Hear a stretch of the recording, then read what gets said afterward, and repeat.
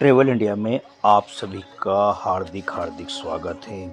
आज हम बात करेंगे हिंदू दर्शन के अंतर्गत आने वाली चार धाम यात्रा की। प्रत्येक भारतीय का जो हिंदू धर्म का पालन करते हैं उनका स्वप्न होता है कि जीवन में एक बार चार धाम की यात्रा अवश्य करें। प्रत्येक हिंदू सनातन धर्म को मानता है, उसकी इच्छा होती है चार धाम की यात्रा। इन चार धामों में से जो चार स्थान हैं उसमें से पहला धाम है बद्रीनाथ उत्तराखंड। बद्रीनाथ उत्तराखंड एकमात्र ऐसा धाम है, इस धाम की यात्रा हम ग्रीष्म ऋतु में कर सकते हैं। उसके अतिरिक्त जो तीन धाम बचते हैं वो तीनों धाम की यात्रा, तीर्थ यात्रा श्रद्धालु एक साथ कर सकते हैं। वो तीन धाम हैं गुजरात में द्वारका, जगन्नाथपुरी उड़ीसा और रामेश्वरम तमिलनाडु। इस प्रकार बद्रीनाथ उत्तराखंड में पहला धाम है, द्वारका गुजरात में दूसरा धाम है, जगन्नाथपुरी उड़ीसा में तीसरा धाम है एवं रामेश्वरम तमिलनाडु में चौथा धाम माना जाता है। इन मंदिरों के साथ ही हिंदू धर्म में 12 ज्योतिर्लिंगों के दर्शन करने का भी विधान है। जब पहला धाम बद्रीनाथ उत्तराखंड की तीर्थयात्री यात्रा करते हैं तो बद्रीनाथ धाम के साथ ही केदारनाथ ज्योतिर्लिंग की भी यात्रा कर लेते हैं, क्योंकि केदारनाथ भगवान का मंदिर बद्रीनाथ मंदिर के साथ ही शीत ऋतु में बर्फ के कारण बंद हो जाता है, अतः यहाँ पर कपाट बंद कर दिए जाते हैं और यात्रा रोक दी जाती है। फिर बचते हैं 11 ज्योतिर्लिंग। उन 11 ज्योतिर्लिंगों को जब अन्य 3 धाम की यात्रा हम करते हैं, ये 3 धाम की यात्रा हम किसी भी ऋतु में कर सकते हैं। केवल बद्रीनाथ की यात्रा है वो केवल ग्रीष्म ऋतु में ही हम कर सकते हैं, क्योंकि बर्फ गिरने के पश्चात वहाँ के कपाट बंद हो जाते हैं। अतः केदारनाथ और बद्रीनाथ के साथ ही गंगोत्री यमुनोत्री की यात्रा भी रोक दी जाती है। लेकिन अन्य 11 ज्योतिर्लिंगों के साथ जगन्नाथपुरी उड़ीसा, रामेश्वरम तमिलनाडु एवं द्वारका गुजरात की यात्रा हम वर्ष में किसी भी समय कर सकते हैं। इन्हीं यात्राओं में से गंगा सागर की यात्रा का भी अपना विधान है। गंगा सागर तीर्थ पर यात्रा मकर संक्रांति है उस समय करने का विधान है।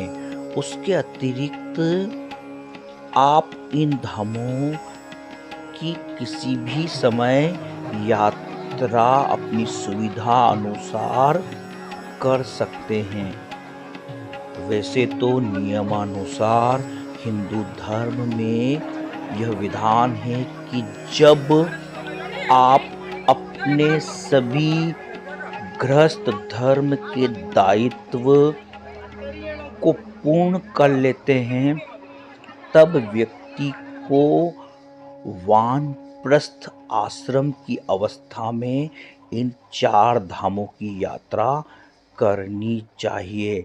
लेकिन वर्तमान समय में व्यक्ति अपने दायित्व को पूरा एक ही समय में नहीं कर सकता है, अतः बीच बीच में युवा अवस्था में ही 4 धाम की यात्रा हिंदू धर्म में करने का प्रचलन हो गया है। वर्तमान में हिंदू धर्म में यह प्रचलन है कि युवा अवस्था में 4 धाम की यात्रा कर लेने से व्यक्ति धर्म दर्शन को अच्छी तरह जान लेता है। इन तीर्थों के दर्शन करने से 3 प्रकार के दुख, जिन्हें हिंदू धर्म में तप कहा है, उनका ह्रास होता है, उनकी कमी होती है। व्यक्ति के जीवन में 3 प्रकार के ताप या दुख आते हैं। एक होता है देहिक, देविक और भौतिक। पहला होता है देहिक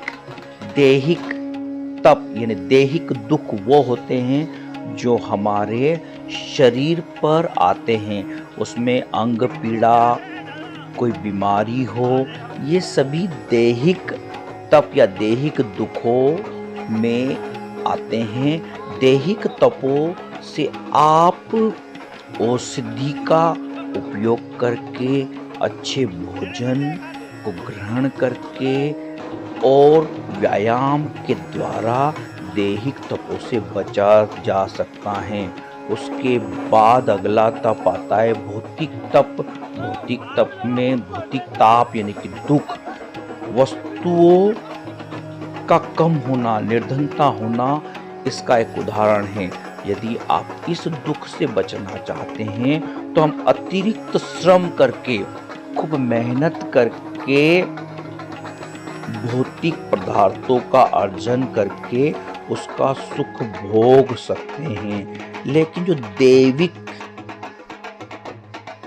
दुख आते हैं, उन दैविक दुखों को तीर्थ यात्रा के द्वारा टाला जा सकता है।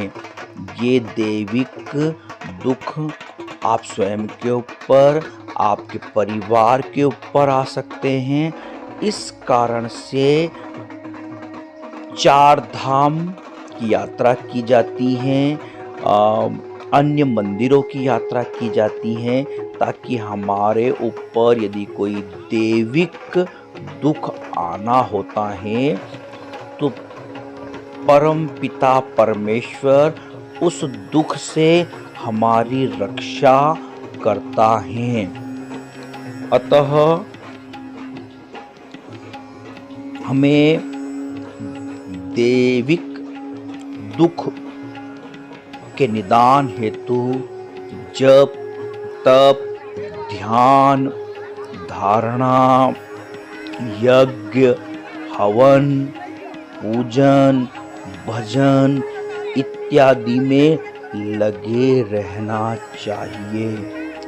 सद्ग्रंथों को पढ़ना एवं ऋषि मुनियों के सानिध्य में रहना भी तीर्थ का हिस्सा माना जाता है।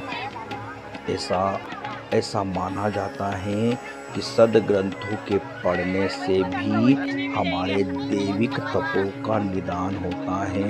इसके अतिरिक्त मंत्र जाप करने से, भजन करने से,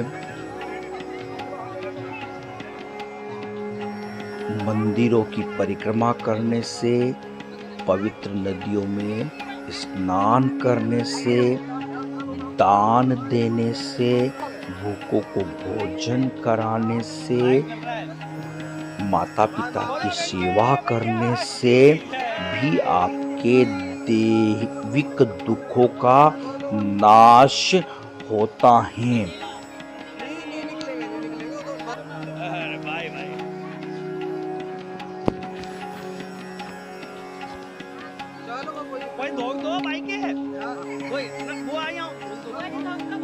वर्तमान में तीर्थ यात्रा एक पैकेज के रूप में आरंभ हो गई है। पुराने समय जितनी कठिनाइयों का सामना अब के तीर्थ यात्रियों को नहीं करना होता है। प्राचीन समय में मार्ग बहुत दुर्गम थे और प्राकृतिक आपदा बहुत ही बाधा उत्पन्न करती थी। अतः तीर्थ यात्रा पर जाने से पहले विशेष पूजन का आयोजन अपने घरों में किया जाता था। पूरे नगर के लोग, रिश्तेदार, इष्ट मित्र तीर्थयात्री को छोड़ने के लिए आते थे और विशेष पूजन किया जाता था, जिसे मालवा में लाकड़ी पूजा के नाम से जाना जाता है। इस पूजन में पंतवारी गंगा माता का जो मंदिर होता है, वहां पर जाकर के गंगा माता की पूजन की जाती है। सभी देवी देवताओं की पूजन की जाती है। ब्रह्मा विष्णु महेश का पूजन किया जाता है और उनसे आज्ञा लेकर के तीर्थों में जाने का विधान है। ये वीडियो आप देख रहे हैं, इसमें 3 धाम की यात्रा पर जाने वाले तीर्थ यात्री एक पंतवारी, जो गंगा माता का एक मंदिर होता है, वो हर नगर हर गांव में स्थित होता है। किसी भी प्रकार की यात्रा करने से पूर्व पंतवारी या गंगा माता के मंदिर में पूजा करने का विधान है। ये सभी श्रद्धालु 3 धाम की यात्रा पर जाने से पूर्व पंतवारी पर पूजन करके देवों से बल प्राप्ति की कामना कर रहे हैं, ताकि उनकी यह तीर्थ यात्रा निर्विघ्न पूर्ण हो। यात्रा सकुशल पूर्ण होने के पश्चात श्रद्धालु पुनः उसी पंतवारी पर आते हैं। वहां पर गंगा मैया एवं सभी त्रिदेवों का, पूर्वजों का पूजन करते हैं। उसके पश्चात ही घर पर आने का विधान है।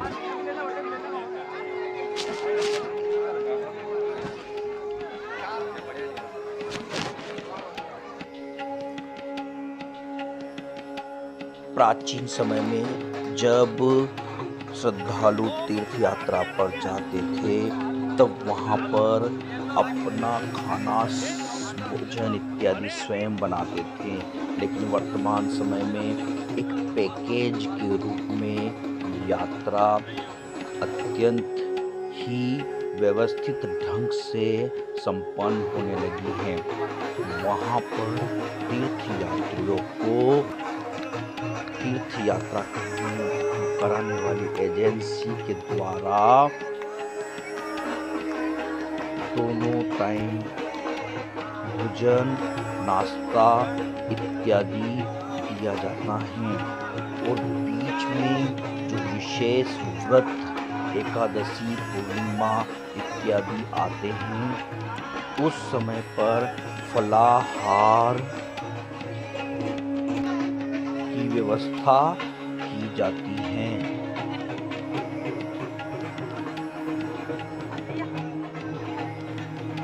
किसी भी तरीके से चार धाम की यात्रा आप कर सकते हैं।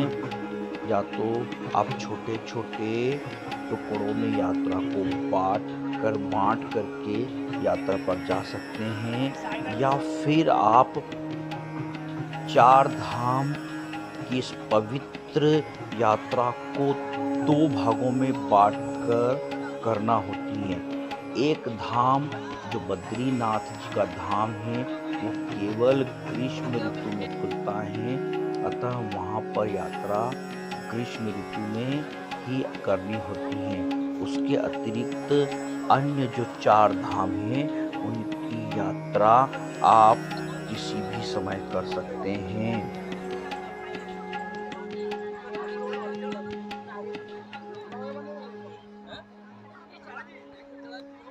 यदि आप भी तीर्थ यात्रा पर जाने हेतु विचार कर रहे हैं तो उसके पूर्व कुछ तैयारी करनी होती है। तीर्थ यात्रा पर जाने से पूर्व श्रद्धालु 5 से 10 किलोमीटर पैदल चलने की आदत डालते हैं, ताकि उन्हें यात्रा में चलते समय दर्द न हो। अतः तीर्थ यात्रा पर जाने के पूर्व से ही, एक माह पूर्व से ही श्रद्धालु पैदल चल करके प्रैक्टिस करते रहते हैं। तीर्थ यात्रा पर जाने से पूर्व यदि आपको किसी प्रकार की औषधि का आप सेवन करते हैं तो उन औषधियों को भी साथ ले जाना चाहिए, क्योंकि कुछ औषधियाँ जो आपको लेनी होती हैं वो जरूरत पड़ने पर उपलब्ध न हो, ऐसा भी हो सकता है।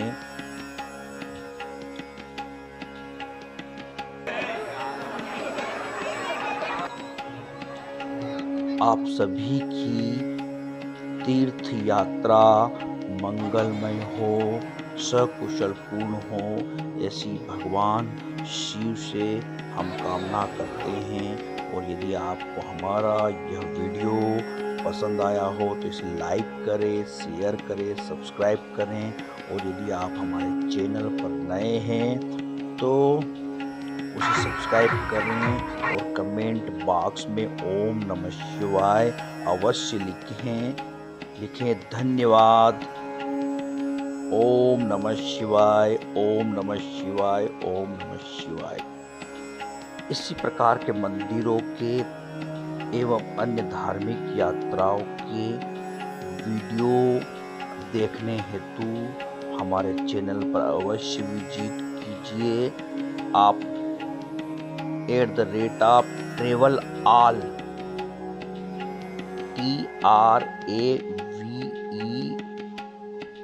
TRAVELALL